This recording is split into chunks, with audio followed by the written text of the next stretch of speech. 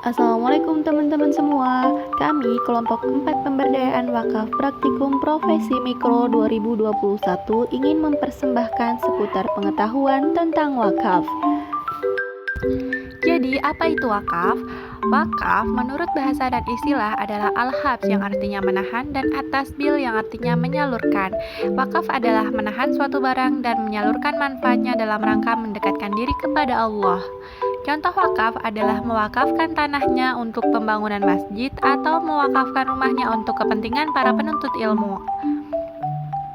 Ciri khas wakaf yang pertama adalah penahanan atau pencegahan dari menjadi milik dan objek yang dimilikan. Penahanan atau yang menahan yaitu wakif dan tujuannya yaitu penerima wakaf atau mauquf alaih.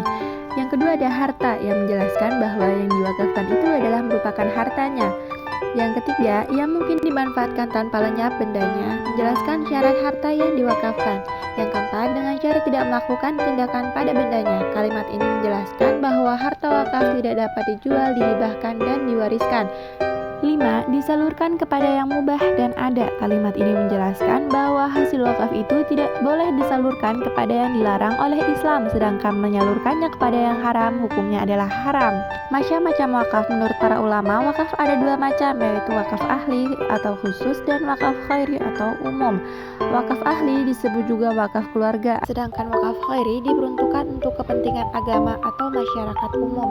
Hukum wakaf berdasarkan Al-Quran dan hadis adalah sunnah. Dalam Al-Quran terdapat dalam surat Al-Hajj ayat 77 dan Al-Imran ayat 92. Kemudian ada 4 rukun dalam berwakaf. Yang pertama yaitu al-wakif, kedua al-mauquf, ketiga al-mauquf alaih, dan yang keempat adalah sigoh atau ikrar wakaf. Selanjutnya ada syarat-syarat wakaf. Yang pertama, syarat orang yang berwakaf yaitu memiliki secara penuh harta tersebut, berakal, balik, dan mampu bertindak. Yang kedua, barang berharga. Maksudnya adalah barang yang diketahui jumlahnya atau yang dimiliki oleh orang-orang yang berwakaf dan benda yang berdiri sendiri atau tidak melekat pada harta lain. Yang ketiga, orang yang menerima manfaat wakaf, yaitu adalah orang-orang muslim, orang merdeka, dan kafir zimmi untuk tertentu. Sedangkan untuk tidak tertentu adalah orang yang menerima harus menjadikan wakaf untuk kebaikan. Selanjutnya, syarat wakaf yang terakhir berkaitan dengan isi ucapan. Pertama, ucapan harus menunjukkan kekal tak atau takbid. Kedua, ucapan harus dapat direalisasikan. Yang ketiga, ucapan yang bersifat pasti. Dan keempat, tidak diikuti syarat yang dapat membatalkan.